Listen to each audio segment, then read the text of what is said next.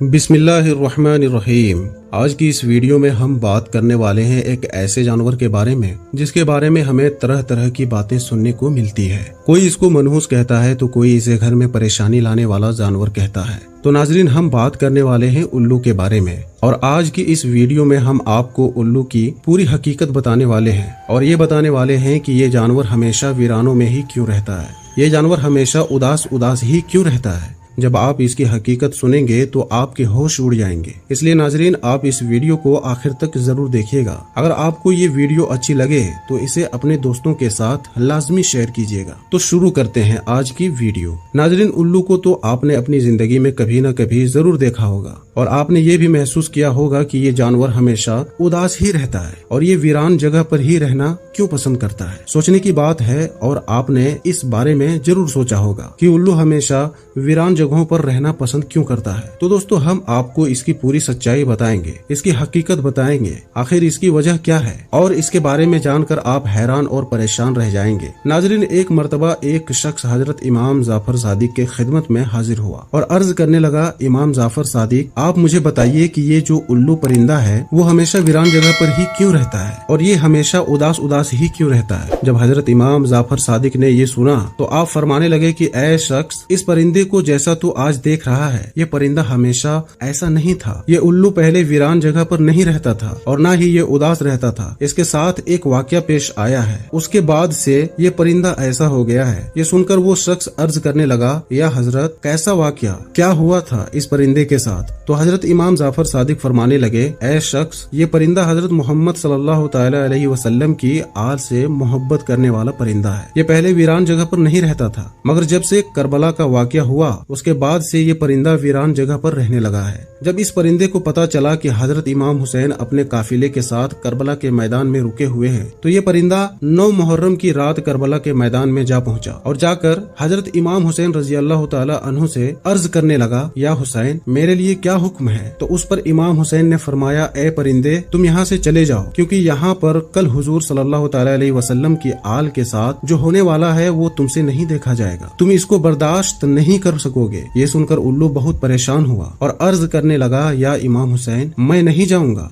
जब वो परिंदा जिद करने लगा तो इमाम हुसैन ने उसको वहाँ रुकने की इजाजत दे दी। उसके बाद इस परिंदे ने करबला का पूरा वाकया अपनी आंखों से देखा। यजीद ने किस तरह इमाम हुसैन और उनके साथियों के साथ जो सुलूक किया उसने अपने आंखों के साथ देखा। हजरत इमाम हुसैन के सर मुबारक को कटा हुआ उसने अपनी आंखों से देखा। हजरत इमाम हुसैन की लाश को पामाल होते हुए अपने आंखों से देखा। ये जुल्म देखने के बाद उस परिंदे के दिल में इंसानों के लिए नफरत बैठ गई और इंसानों पर से उसका भरोसा उठ गया। तब से ये परिंदा इंसानों से दूर ऐसी जगहों पर रहने लगा जहाँ पर इंसानों की परछाई भी उस पर ना पड़ सके। जब हजरत इमाम हुसैन रजी अल्लाह तआला अन्हु को शहीद किया गया तो उल्लू ने कसम खा ली कि अब वो कभी आबादी में नहीं रहेगा बल्कि तनहा वीरानों जैसी जगहों पर रहेगा। अब उल्लू रात भर गमगीन रहता है, यहाँ तक कि सुबह हो जाती है। इसी तरह नाजरीन, उल्लू हजरत मोहम्मद सल्लल्लाहु अलैहि वसल्लम की आल से मोहब्बत करने वाला परिंदा है, मगर आज भी बहुत से लोग उल्लू को मनहूस समझते हैं। अगर ये घर के आसपास आकर बोल देता है तो वो ये सोचता है कि हमारे ऊपर कोई आफत या मुसीबत आने वाली है। कई बार तो लोग इसके बोलने की वजह से अपने घर बार छोड़ देते हैं। नाज़रीन, ये भी याद रखें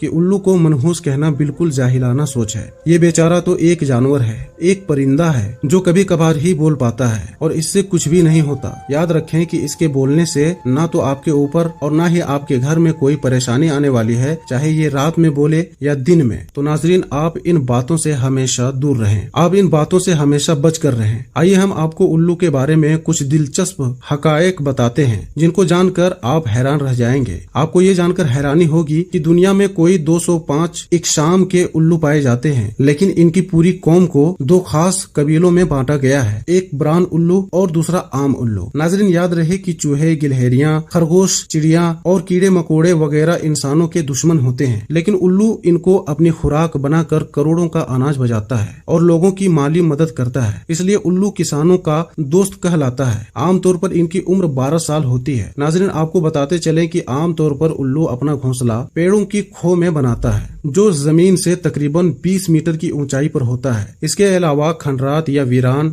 अमारात, इनमें भी ये घोंसला बनाते हैं। आपको बताते चलें कि उल्लू से मुतल्लक दीगर बातों के इंसान को मुखातिब करते हैं। एक गलत बात ये भी बोली जाती है कि उल्लू की तरह दीदे दिखा रहे हो। हालांकि उल्लू बेचारा अपनी आंखों को घुमाने में माजूर होता है। वो सिर्फ सामने देख सकता है, लेकिन 270 डिग्री तक अपनी गर्दन घुमाकर एक ही जगह पर बैठकर चारों तरफ देख सकता है। इसके जिस्म के पर दीगर परिंदों की बनिस्बत बहुत हल्के और मुलायम होते हैं और इसलिए जब ये उड़ता है तो उसके परों की बिल्कुल आवाज नहीं होती है, तो ये बहुत आसानी से अपने शिकार पर झपट सकता है। नाजरीन, याद रहे कि मुख्तलिफ ममालिक में उल्लू से मुतल्लक मुख्तलिफ दिलचस्प अकीदे पाए जाते हैं। जैसे बरतानिया में उल्लू के बोलने या उसके रोने की आवाज को मनहूस समझा जाता है। जनूबी अफ्रीका में उल्लू की आवाज को मौत की अलामत समझा जाता है। कनाडा में दिन रात लगातार उल्लू के बोलने पर खानदान में किसी की मौत की खबर समझी जाती है। अमेरिका के जनूबी और मगरिबी दोनों हिस्सों में उल्लू का देखा जाना मनहूस समझा जाता है। चीन में उल्लू दिखाई देने पर पड़ोसी की मौत की अलामत समझी जाती है। ईरान में उल्लू की अच्छी आवाज को खुशी की अलामत मानते हैं और रोने जैसी आवाज को बुरी अलामत मानते हैं। तुर्की में भी उल्लू की आवाज को मनहूस ही समझा जाता है, लेकिन सफेद उल्लू को